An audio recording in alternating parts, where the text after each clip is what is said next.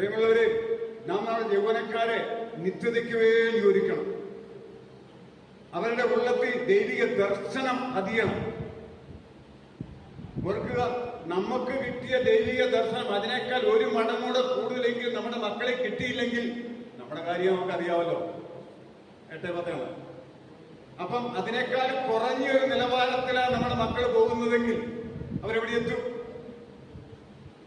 ഞാൻ സഭകളിൽ പറയാറുണ്ട്, സഭായോഗത്തിന് വരുമ്പോൾ സ്വോത്രകാഴ്ച എടുക്കുന്നത് അപ്പച്ചന്മാരും അമ്മച്ചമാരും ഇട്ടില്ലേലും കുഴപ്പമില്ല, ഇല്ലെങ്കിൽ ഇടണ്ടപ്പ, പക്ഷെ മക്കളെ കൊണ്ടിരിക്കണം. പലപ്പോഴും നടക്കുന്ന എങ്ങനെ അറിയോ? അപ്പനിടും, എടാ എന്റെ ഈ ചില്ലറില്ല, ഞാൻ ഇട്ടോളാം, നീ ഇപ്പൊ പിള്ളേർക്ക് ഒരു കാര്യം മനസ്സിലായി, ഇട്ടില്ലേലും കുഴപ്പമില്ല.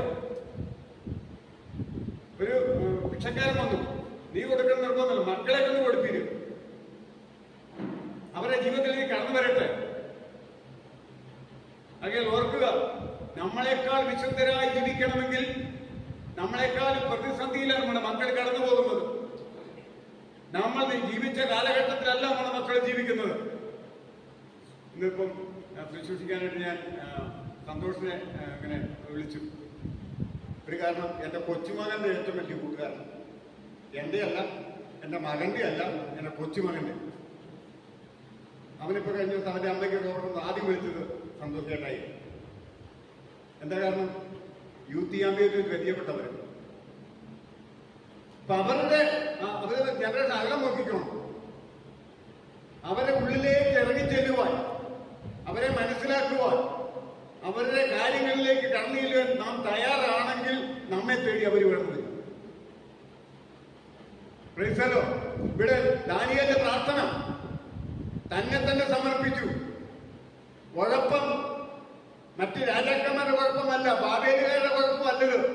ഇതിന് കുഴപ്പം ഞങ്ങൾ തന്നെ. ഞങ്ങളുടെ പിതാക്കന്മാര് യെരൂശലേമിനെതിരായി, ദൈവത്തോടെതിരായി, ദൈവഭരണത്തോടെതിരായി, ദൈവിക ന്യായപ്രമാണത്തിനെതിരായി പ്രവർത്തിക്കുന്ന ഫലമായി ദൈവം തന്നെ അതായത് ബാബേലിന് വിറ്റുകളഞ്ഞ ബോധ്യം ദാനിയേലിനുണ്ടായി. ദാനിയേലിന് സുഖമാണ്, ഭക്ഷണമുണ്ട്, മറ്റു കാര്യങ്ങളെല്ലാം സ്വാതന്ത്ര്യമുണ്ട്, അധികാരമുണ്ട്. പക്ഷേ ദാനിയേലിന്റെ ദർശനം മുഴുവനും പിതാക്കന്മാർ ആരാധിച്ച ദൈവാലയത്തെ ഒരു എരിവ്. പ്രതിസന്ധി വന്നപ്പോൾ താൻ എന്താ ചെയ്തത്? പതിവ് പോലെ തന്റെ കിളിവാലിന്റെ വാതില് തുറന്നിട്ട് യെരൂശലേമിൽ നേരെ നോക്കി പ്രാർത്ഥിക്കുക. അപ്പൊ തന്നെ ഇത് എവിടുന്ന പഠിച്ചെടുത്തത്? തന്റെ ബാല്യത്തിലും അതേ വീട്ടിൽ നിന്ന് പോരുന്നതിന് മുമ്പ്, അതേ അടിമയായി പോകുന്നതിന് മുമ്പ് തന്റെ ഉള്ളത്തില് ദൈവികമായ അഗ്നി ഉണ്ടായിരുന്നത് കൊണ്ട് ആ അഗ്നി ജ്വലിപ്പിച്ചുകൊണ്ടേയിരുന്നു. അതുകൊണ്ട് പ്രതിസന്ധി വന്നപ്പോഴും തനിക്ക് പ്രാർത്ഥിക്കുന്ന ഒരു പതിവുണ്ടായിരുന്നു.